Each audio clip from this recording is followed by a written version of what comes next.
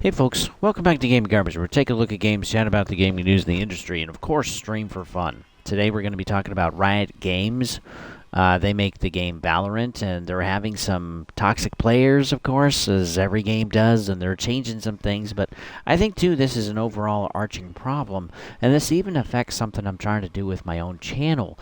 And so we're going to discuss that. We're going to talk a little bit about the Sony showcase if you just want a quick little overview instead of watching the whole thing. If you are interested, though, the PlayStation showcase is going to be available also this week. And you can listen to more of it in full if you'd like. It's about 17 minutes. Also, we're going to talk about the multiverse. How that's doing. That just came out this week. It's been in beta for about a month, or excuse me, for about a year. Big difference there. Also, we're going to talk about Ubisoft. They're adding a subscription service. Yeah, awful. We're going to talk about a new thing for Skull and Bones, which I just thought was hilarious. We're also going to talk about Suicide Squad with Season 1, Part 2. And honestly, I think this is one of the last things I'm really going to cover on Suicide Squad. Most people just don't care anymore. It is a dead game. We all know it's dying. We already know they lost over $200 million on this thing. And, yeah, just need to move on to other stuff. Also, we're going to talk about a future character update with Suicide Squad. And this is leaked, but pretty confirmed. I'll go into that. Also, IGN is expanding. And then we're also going to talk about Sony moving into a new gaming platform. What? What is all that about? And then, too, we're going to talk about how XDefiant is doing. So thanks for hanging, folks. You can always follow us at Gaming Garbage 22 over at YouTube, and also Don't Tread on Twitch when I stream. And then also don't forget our Discord server, which isn't just a chat and mingle, but also to just be able to find people to play games with, regardless of game, regardless of platform. So we have voice channels there set up for you. So hopefully you guys are doing well. And boy, we got a good chunk of stuff this time. It's not the biggest, but we got a good chunk of things, so let's go ahead and get into this. So let's start first with Riot Games. So they have some toxic players, with in their voice chat. That's really the big issue, and this has been going on for over 10 years. This is probably a 15-year problem or so, and I'd say it's only getting worse. And they're going to be beefing up how they monitor voice chat. So this isn't necessarily going to affect Valorant, the game. Of course, it will be getting updates and stuff, and they're also going to be increasing some physical infrastructure to help monitor the game. And others are trying to do this too. Okay, like Call of Duty and some other big ones probably too. Another one's like Fortnite. And so this is kind of an issue, and there is some kind of policing there. And I don't think it's ever going to be fixed perfectly. But I do think it is actually something that needs to be focused on a little bit. So yeah, there's quite a few complaints coming in from Valorant lately, and they actually had someone from Riot Games address the issue and talk about it with the community. And it's likely is that there's just a few out of the many that are putting stuff on YouTube, Instagram, TikTok, etc., and blowing this up into a bigger issue maybe than it really is. And maybe that's the wrong way to put it, but like there's really not too many people that are awful because most people just have their mics off anyway. It's not like this is a massive, massive problem. And it's not necessarily good for mics to be off either, but if you want to change or do something and you don't have to subject yourself to just people being dicks, then yeah, you can just have chat off, and if nobody talks, well, nobody's really going to say anything, right? And that's generally what we hear is just silent lobbies. But yeah, again, this isn't just a Valorant issue. This is everywhere with multiplayer. And while I'm not one to really censor, there are laws that are criminal offenses in speech. And so what are those? So menacing, intimidation, threats of injury or harm. And if it can be traced and recorded, you can actually prosecute for this. And, this is criminal stuff. This isn't like civil suits or somebody wronged me financially or whatever, or like I think I deserve to get something back. Civilly you wronged someone or something was unfair, but criminal is where you're really trying to, hurt or damage someone's life on purpose. and whether that's financially, emotionally, or even physically, of course. And this includes speech. And so, like, if I say, for example, there's a fire, and create a panic and people get hurt during that, that's my fault, and that becomes a criminal offense, and I can get charged for that. And all of the defendants, they don't have to pay for their lawyers, because that's now the DA's job, is to defend them against me, and I have to get a personal lawyer. But there's really no way to do this with online stuff, generally speaking, and most of it is just done in-house anyway, as there's really no law involved for the most part, because there is a lot of stuff that you have to prove and you have to have evidence for, and so the companies are stuck with this. So Google and YouTube and Facebook and Instagram or X or whatever, it's all over the place, and all the gaming companies also have to deal with this too. And so what is Riot doing? Well, they're going to be increasing their team size to manually review complaints. I'm sure they're not the only ones. They're also going to be using programs and AI to help constantly monitor 24/7 all voice chat. So that way there's no gaps, there's no overlaps or whatever. It is all absolutely monitored all the time. In severe cases, there will be hardware bans. They're going to start implementing that. Some companies like Call of Duty, Activision, and Blizzard, they already do this. But this is starting to become more common, and this will just be for the most severe cases. So probably repeat offenders, depending on what is said, like engaging with someone sexually, or maybe saying that you want to kill them or whatever. That is not supposed to be happening. It shouldn't be happening. And if you said that in real life, okay, that becomes criminal. Because then, you can go under menacing, intimidation, or threat of injury or harm. And those are criminal offenses. But over online, it's a lot harder to do that. It's a lot harder to get that far with everything. So how do they do hardware bans? Well, they're actually able to look up serial numbers of CPU, GPU, motherboard, and SSD or hard drive to actually see that is you, and they can basically ban your console. So you could think of it as like thumbprints or like fingerprints over the interwebs with your hardware, and that's basically what they're looking at. So it probably takes some work. If it was easier, more people, more companies would probably do this, so it's probably a little more involved. It's probably a little more costly as well than just, banning a network or an IP or whatever. And there's probably some workarounds with this too. But it is fairly effective, and if your whole console is just banned, or your PC, you're probably not going to go out and just buy another one, and making a new account isn't going to help you. So, that's pretty interesting. If you wish, you can dig more into that, but they're looking into that as being for the most severe cases. Of course, this isn't going to fix the problem. Okay, we've already mentioned that. And in a way, most of us, again, as I mentioned, have already kind of fixed or stopped the behavior. And this is where we just turn off chat, we mute players, and we just don't talk. And this has created new issues in itself, which maybe we didn't initially think about, but over the last decade, we can certainly see that we have these silent lobbies. It's really hard to engage. It's really hard to communicate. You really kind of have to passively see what other players are doing and kind of work with them, which a lot of us don't anymore. Tactics are just out the window. Call of Duty is a great example of this. It's just a whole bunch of one-man armies doing their thing, and this has kind of, in my opinion, killed Battlefield. This has also killed Call of Duty long-term, quite a long time ago.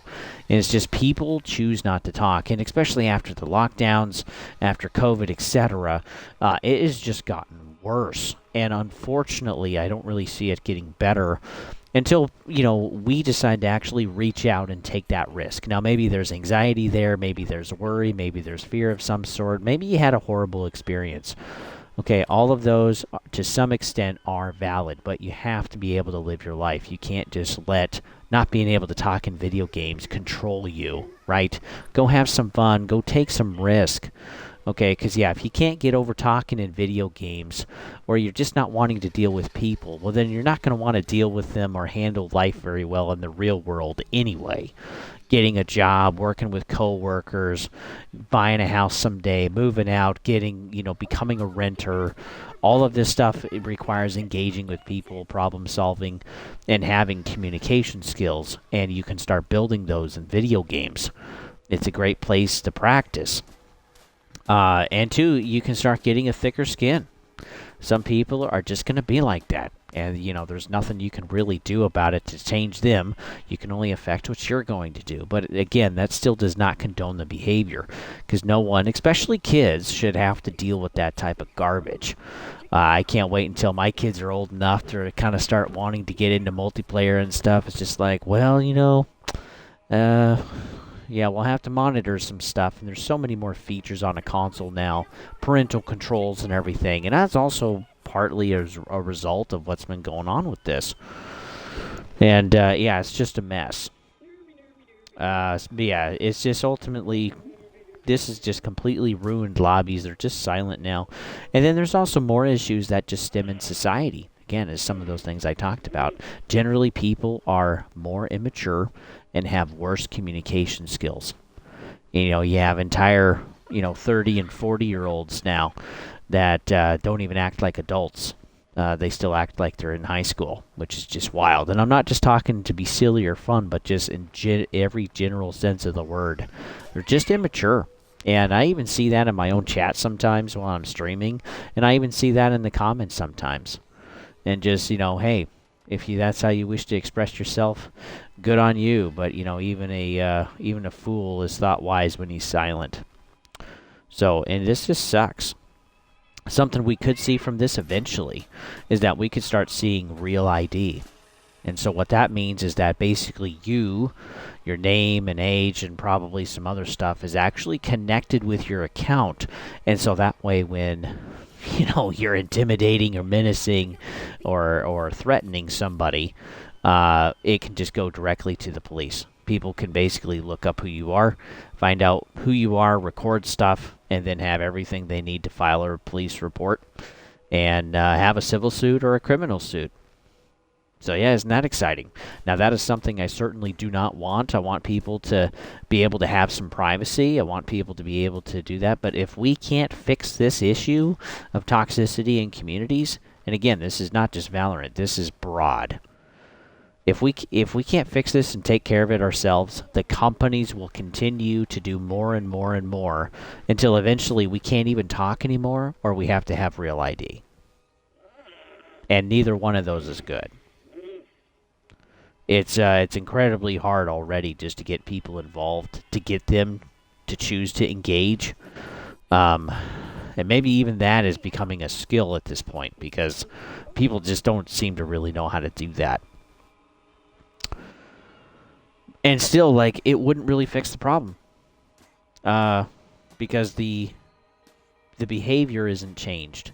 The mindset, the perspective of those individuals aren't changed. And I would even say, let's use a hot topic, okay? Maybe for some, regardless of what person you would like to be president, we marginalize the other side. Pretty bluntly. And we have this total idea that we totally know who they are, and instead of focusing on who the individual is. And we should focus on who the individual is. Get to know who they are, instead of what type of group identity they have. This is part of maturity, folks.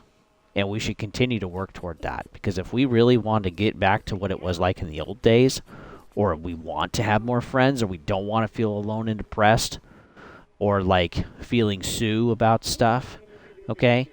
We should want to work on improving this. And it starts with us first.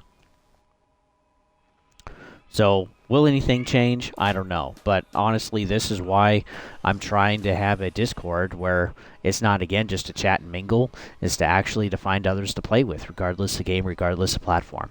Links in the description. But we used to have multiplayer where people talked. People made friends all the time. It was pretty normal. We had groups, we had clans, we had tournaments. I mean, it was totally a different world back then for multiplayer. And I think it'd be awesome to have some of that come back. We are having a Call of Duty event on June 4th on Xbox at around 6, excuse me, I have hiccups, around 6 p.m. Eastern. And we'd love you guys to join if you can. We think it'd be great. We host this event about once a month just to get people to come and play. You know, let's fill a lobby. And we're going to be playing Black Ops 2 gun game and One in the Chamber. It's a good time. We have a blast. And, you know, I don't really expect anyone to show up to this one either, but hey, the invitation's open. So yeah, we'll see what happens with Riot Games. I hope eventually we don't get Real ID, but yeah, we'll see.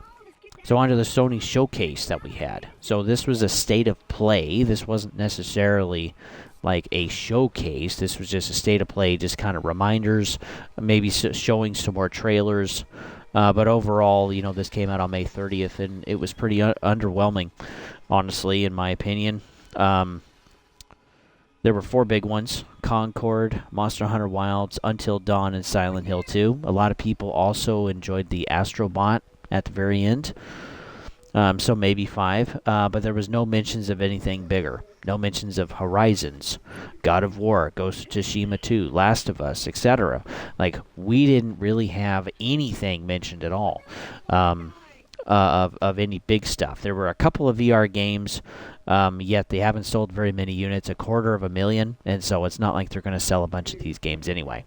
Plus, more people are likely to probably buy another full-fledged game for their console instead of for their VR. It's just better value, better money well spent. Most VR games are quite short. There's also a couple of free-to-play games. So Path of the Exile is coming this year, and then so is Marvel Rivals, which I think that's out already. Something that was crazy, though, was that Marvel Rivals is a direct competition with their Concord, because Concord is also going to be a 5v5. And Marvel Rivals and Concord are both like Overwatch, except with just different skins. And one's in third person and one's in first person. And so I thought it wasn't the smartest idea to actually have their competition in there, releasing before their game even comes out. And Concord, by the way, is going to be coming out toward the end of August of 2024. Monster Hunter Wilds, though, isn't coming out until 25.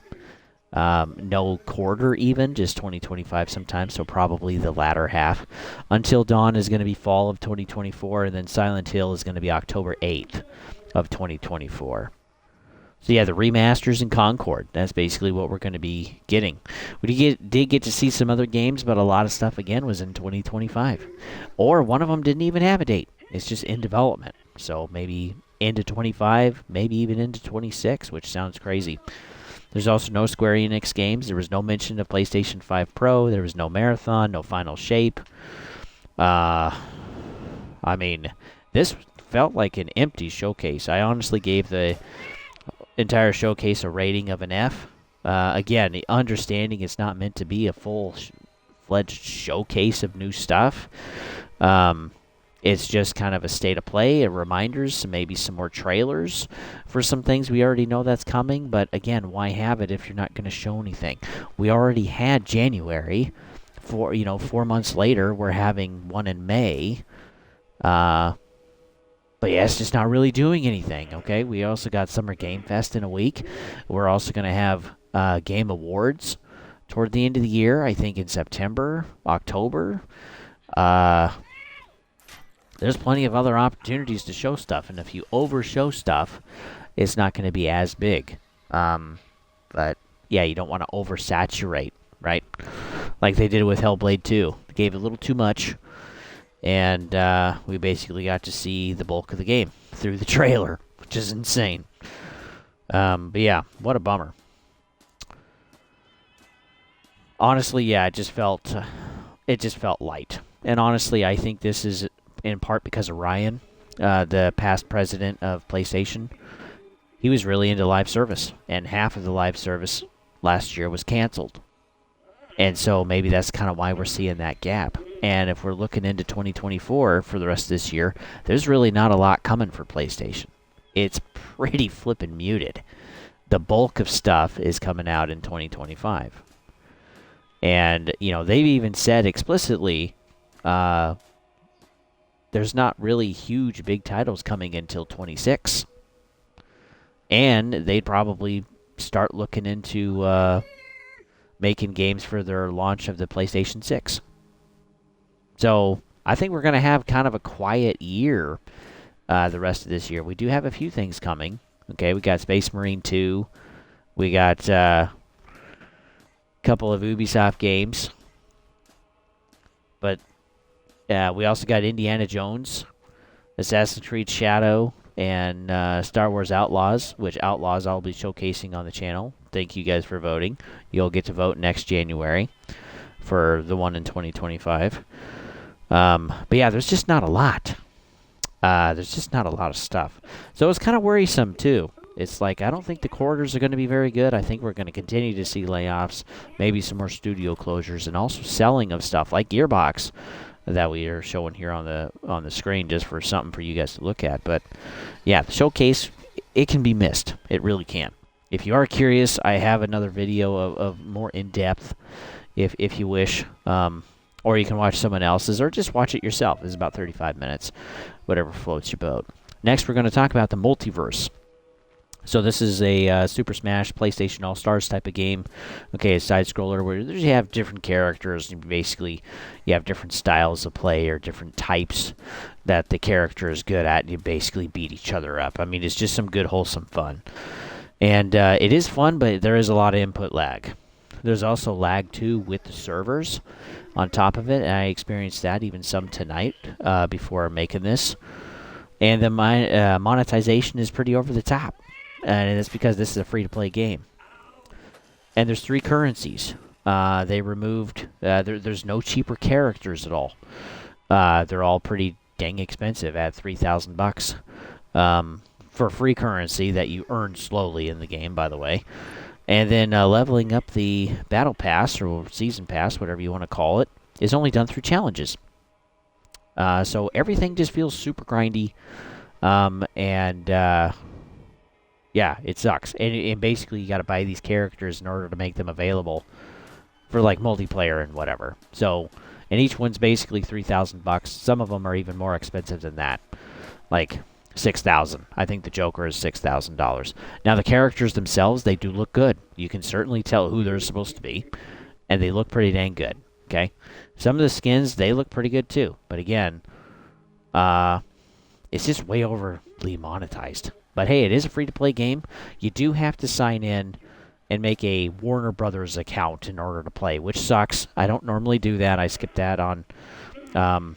Final Fantasy Online, and also Payday 3 and Exoprimal. I skipped out on that. I don't really want a whole bunch of accounts and spammed emails. I already get a ton of those already. I think I got 8,000 emails in my inbox right now. But anyway, it's pretty awful. But anyway, I did it. You know, Lion and I, we're going to play it for you guys and doing an initial look of the game. Because, yeah, it is fun. It is good for what it is. Small file size, too. It's 12 gigs. Extremely small. And they are, of course, going to add more characters later. Okay, they're going to add more stuff. I hope they improve the user experience and get rid of the lag. That lag, man, can be quite flippin' brutal. But it is a free-to-play game, so you do put up with a lot more BS than you normally would. Something that's crazy, though, is I was actually wrong about this. I thought Multiverse was actually canceled in February of 2023, but it was actually just closed for the beta that they had, but it was closed for over a year. I mean, more like 15 months, which is kind of long. And the thing that sucks is Multiverse is actually in a worse state than what the beta was. So let's go over some of this. Some of the features are missing. The camera zooms in a lot more than it used to. There's no leaderboards. There's no after-action report to see who did damage, who got kills, all that stuff, right? Like in Smash Bros. Voting is anonymous. There's no way to tell who voted for what. There's no offline mode. There's no testing of characters you don't own in the training arena. There's more loading screens, and they also take longer. There's no advanced tutorial. And there's other things, too, that are wrong. There's a whole bunch of stuff that has been posted on Reddit. There's also a Young Yeah video that talks more in depth about this. And two, if you're curious where I get all of my news and all my information, I have subbed to every single source that I look at on YouTube, and they're all there for you. Of like suggested channels or wherever that is on YouTube, I'm not even entirely sure, but I've subbed to a ton of channels. And so the reason we call it Gaming News Consolidated is because I spend hours every week poring over videos, poring over news articles as well. And then I bring it to you here in, 30 to 40 minutes. That's kind of the goal. But yeah, all of these things, they were in the beta, and they're just missing. Or in a worse state. There's also way worse lag. Input lag, so like pushing the button and seeing it on the screen, there's some input lag there, probably about a quarter or yeah, probably about a quarter of a second. Again, it's not very long, but there's also server lag too. There are some matches that are brutal, and so if any of the players, especially when you're playing 2 versus 2, oh man, that input lag and server lag can get really, really bad to where you literally have like a whole second or second and a half where you see nothing moving on the screen. It's really, really bad. Lion and I, we're going to show you guys what it looks like through our initial look. There's also no more non-glimmer skins. You got to pay for them all. Every single flippin' one. I'm not even kidding. They got over a dozen different characters, multiple skins for each one. So we're easily looking at, over 50 or over 60 different skins, and they're going to add more characters later. And you used to be able to have some skins that you could pay for, but not anymore. Y'all basically got to grind that glimmer, and you don't get very much very quick. I'll say it that way. It kind of sucks. So yeah, it is a good game if you're looking to blow some time or just do some split screen maybe, or be able to just play with some of your friends with something until you're waiting for something else to come out, like Shadow of the Earth Tree, for example. Because yeah, it's a small game, it's free to play, and it's good enough, but there's definitely needs to be some improvements there. Next, we're going to talk about Ubisoft. So we got a couple of things here on them. And Ubisoft is adding a subscription service to Rainbow Six Siege. Yay! Now, this is a game that has been out for almost 10 years now. The game was supposed to be Rainbow Six Patriots, but that didn't pan out because of the Boston bombing. If you don't know what that is, you can look it up. And all they had left was really the multiplayer, so they turned it into Siege, and then live serviced it to death. And here we are. And so now, even with all of the loot boxes, all of the monetization, all of the cosmetics, the skins, the season passes, now we have a subscription service where there's exclusive gear. There's also, tier skips. And this is a monthly subscription of like $10 a month. So $120 a year, that starts getting actually pretty expensive. Now, I was not able to confirm exactly how expensive this was. I'm guessing it's somewhere between $5 and $10 a month. But I did hear some ordinary gamer, he was talking about how, it was $10. But again, I could never put eyes on that's actually the price per month. It was actually tough to find for some reason. But it's not quite implemented yet. This is coming soon. But yeah, there's no new operator. There's some skins. There's no new maps. And they already have 60 characters, 30 for each side. And it probably would be tough to continue to make new operators for this game, as they've already made so many. And eventually you kind of like have your fill. You expend your creativity on what you can actually produce and make after a while. And so maybe they're getting there. But yeah, we used to get multiple operators and multiple maps every single year. And we had some horrible years, like year 6, where they really worked on just kind of like fixing things in the game and not really producing much content. But it has improved, but yeah, now we're getting a subscription service. And the thing that sucks is that people are going to pay for this. And it's because they don't have anything else better to spend their money on, and then they wonder why they're broke. Why everything is so expensive all the time. Well, guess what, folks? If you have an emergency fund, you don't necessarily feel broke all the time. Is life still expensive? Yes. Is it fun to spend money? Absolutely. I love spending money. I would love to go to, Cabela's every day. But yeah, I don't do that because I like my life the way it is, and I prepare for those rainy days, and I pay off debt, and I don't try to take on any more. My mortgage, right, is enough. And so have some discipline there. But, like, what people are really going to get long term is that generally with live service, it starts out horrible.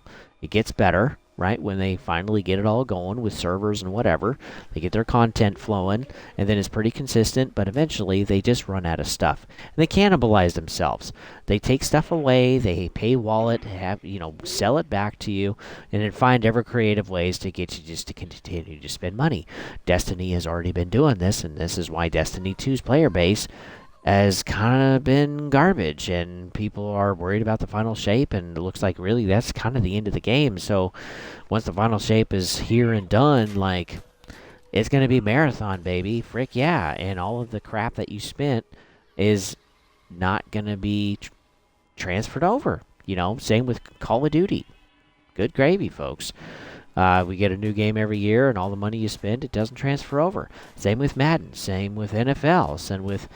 We're finally getting an NCAA game. Good God, it's been like 11 years since we had one of those. And there are improvements, but again, it's all done with the Madden animations that we're used to and the same engine.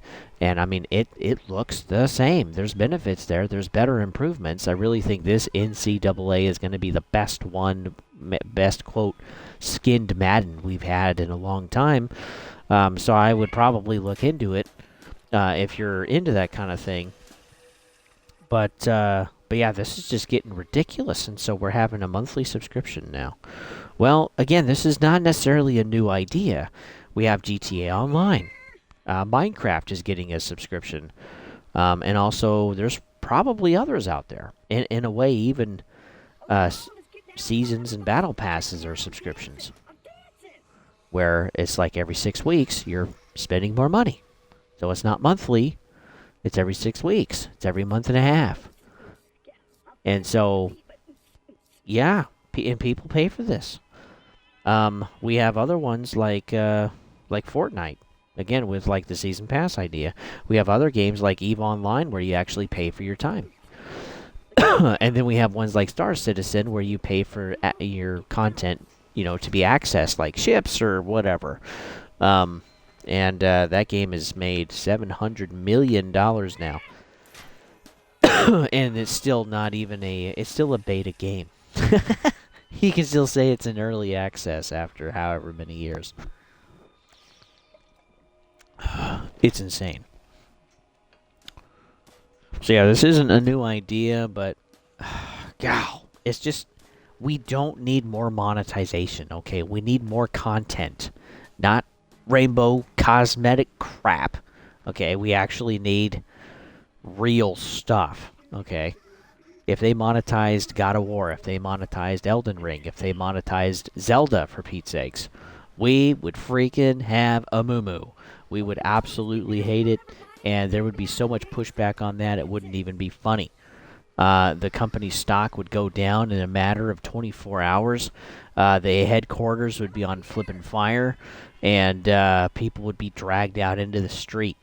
So, again, like, live service is generally not a sustainable model. We're already seeing that.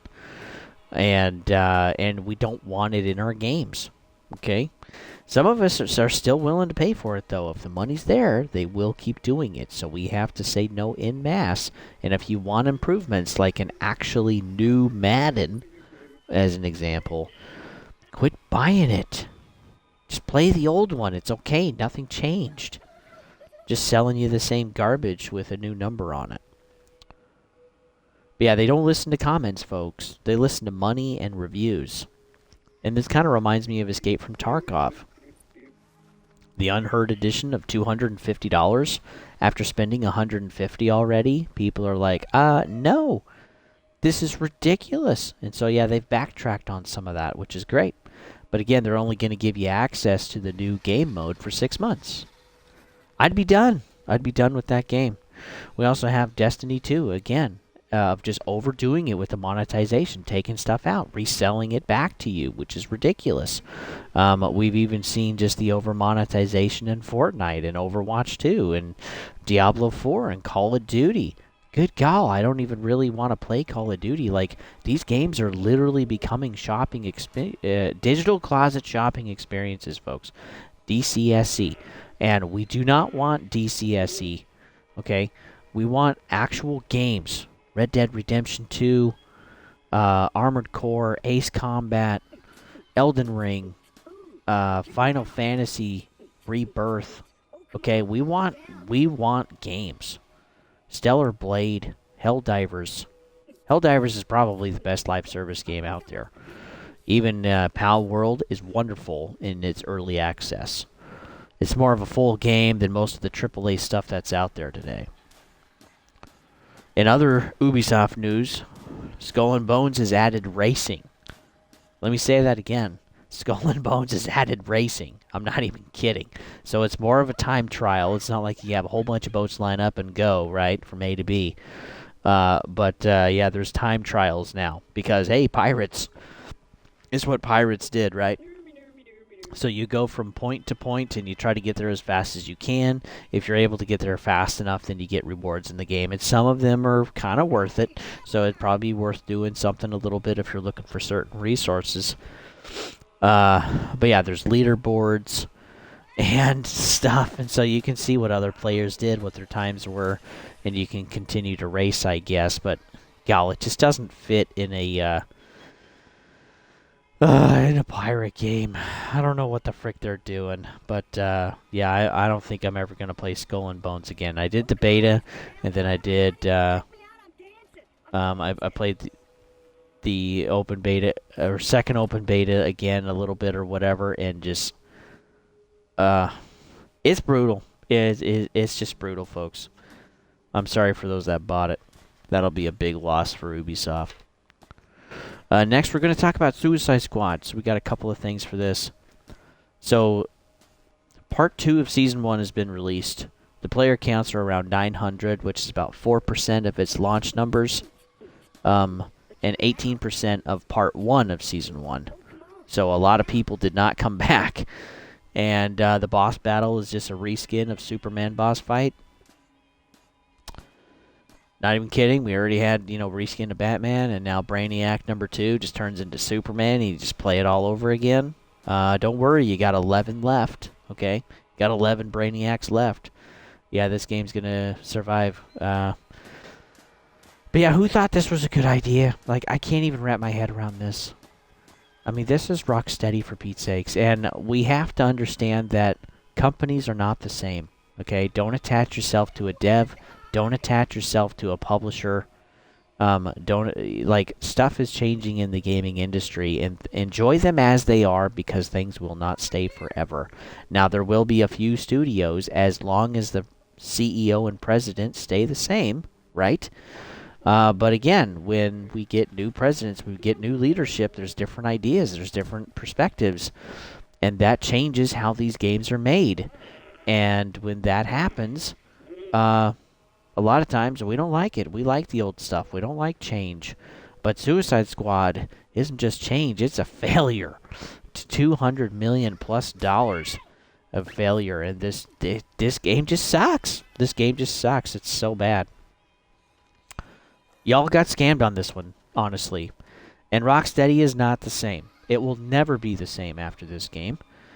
Because a lot of people left, and they created 100 Star. So I'm more excited about what 100 Star is going to make. Because, again, they want to make AAA passion projects, and we'll see what their first game is. It's not going to be as big, but it's definitely going to be more exciting than Suicide Squad.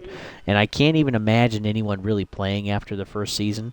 There will probably still be a few people because of leaks or whatever. So that leads me into my next thing, is that a future character update seems to have been leaked and most likely confirmed. Now, I'm not usually into rumors, but hear me out on this one. Looks like we're going to be getting Mr. Freeze coming to Suicide Squad.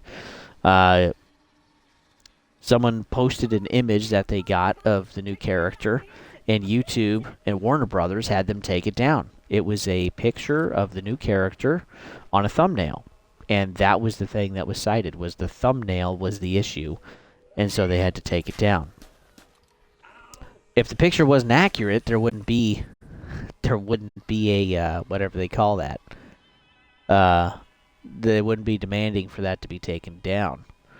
And so let's see what happens with the future DLC. If you're curious about Mr. Freeze, there's some other stuff wrong there. I won't get into it, but there'll be a link in the description below of who this actually happened to, Hypnotic on YouTube, and I'll link that video below so you can look at it. Next, IGN is expanding. So if you already didn't like IGN, well, you're going to hate them now. They bought several more game news outlets. So they bought Eurogamer, Dicebreaker, VG247, Rock Paper Shotgun, and Games Industry Biz. They bought all of those. They also bought shares in Outside Box, Digital Foundry, and Hookshot. And the layoffs have begun. We don't know how many yet, but we do know that there are layoffs in these companies that they bought. So don't know if they're killing them off. It's going to integrate them into something else. But we already have a pretty good monopoly in gaming news outlets. And so that's why there's independent channels like mine, or like The Angry Joe Show, or Mr. Matty Plays, or Young Yeah, or Force Gaming, or Bellular News. Okay, those are all great. If you want to see those ones, they should be in my suggested channels. Those are the ones I'm subscribed to, so just check on my YouTube channel. They should be there toward the bottom somewhere of suggested YouTubers. If it's not, leave it down in the comments if you can't find it. I'll link stuff below. But yeah, so that's just worse. That just sucks. Next is Sony is planning a mobile game platform. They have job postings right now for architects. So that's all we know right now. We don't know how big. We don't know when. They got to get the people on board first. Of course, this is also going to take time to create. There's already plenty of good blueprints out there, so it's not like they need any new ideas, but they're ready to also get into the space. And so are they following Xbox? Because it sure kind of seems that way. Xbox first started buying companies to be more competitive against PlayStation. PlayStation did the timed exclusivity thing, and found out it might be good to actually also buy companies ourselves. So Sony followed suit with that. Also, Game Pass. Now, PlayStation Plus has been around longer than Game Pass has, but PlayStation Plus had a major revamp, if you forgot, in 2022, and then raised the price in 2023. Isn't that nice? And we've had several price increases in the last 5 years. It's been getting pretty expensive. We also have 3 different tiers. And one of them is kind of like a backwards compatibility list, and they've also decided in 2022 with their revamp to add more PlayStation 4 and PlayStation 5 games to be more competitive against Game Pass. Also, games are no longer being completely exclusive. They're adding more stuff to PC, again, following suit with Xbox this year. And now they're having a mobile store, just like Xbox. So we're going to hear more about all of that. I'll keep you guys updated on the mobile store. Again, I'm not looking forward to this, but again, this is kind of like the newer market for the big companies, and there's money there.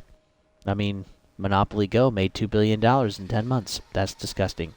I want real games, folks. I want experiences. I want them to show me something, teach me something, walk me through something.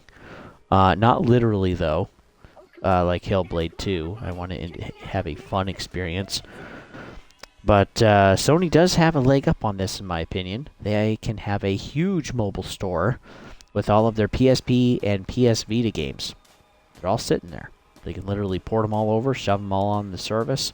There you go. You have hundreds of games ready that you could buy for $10 a piece. Tell me that wouldn't be lucrative. It'd be great. And 2, I think it's a good thing that PlayStation has a new president. Ryan was a bad one since 2019, and he's already gone. Earlier this year, April was the end of April was his last month this year. So yeah, roughly.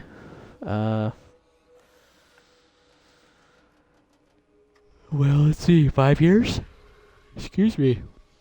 Yeah, roughly 5 years. And Ryan's already gone. The new president, he's paying attention. He seems more mature, better head on his shoulders, is not just focused on live service, but actually growing the player base and reaching out to engage with more people. And so that's why we're seeing games not being exclusive anymore and going to PC. This is why we're seeing a mobile store now. This is why we're seeing, probably going to be seeing some more buying of companies later this decade, and continued additions with the, with the revamp and adding more PlayStation 5 and PlayStation 4 games to PlayStation Plus Premium. And we'll probably continue to see that when the PlayStation 6 gets here. So again, I think both companies are going to kind of follow suit and compete, and when one gets in one space, the other one's going to follow. And I think we're going to continue to see that. So I don't see this as a console war necessarily. I see this as a game company war. And it's not just going to focus on console anymore. It's focusing on everything they possibly can. And if you can be the first one in and have a good start, it really benefits you.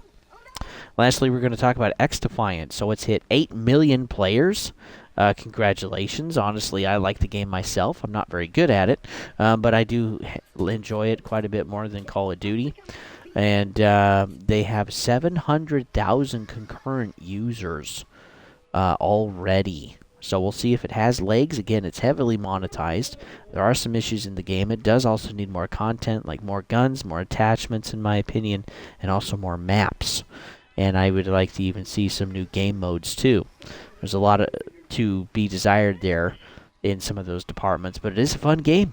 It's a lot more fun. Without skill-based matchmaking, it's great. It feels like the old CODs, and it's a blast. And XDefiant is free on top of that, and it's only 30 gigs.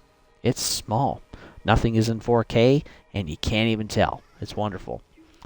So, they've also been doing pretty good on most played. And it's right behind Call of Duty. They've been, Call of Duty has been one tick above on the leaderboards, if you want to put it that way. And so XDefiant is right there with them. But again, does it have legs? Does it have a future? And its content will tell the tale. It'll tell us.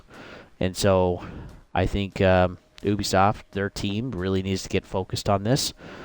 Fixing some stuff, but getting more stuff out there to keep people engaged. But people really enjoy the gameplay. They really enjoy the matchmaking. And it's fun again. It's great. So thanks for tuning in, folks. Again, you can always follow me, etc. Don't forget our Discord server, link in the description. And hopefully you guys are doing well. Just a quick little piece of advice, folks. The end of the year is not over. And it's so good. I listened, or I saw a poll. People saying, about 70% that they never make goals. Maybe you don't feel like they matter. Maybe you don't feel like they're really worth anything. And at a point, I believed that too. That just goals were kind of worthless. And, the goal, it's not there to make you successful. It's there to motivate you, to give you a focus. Because men without focus, they're aimless, and they accomplish nothing.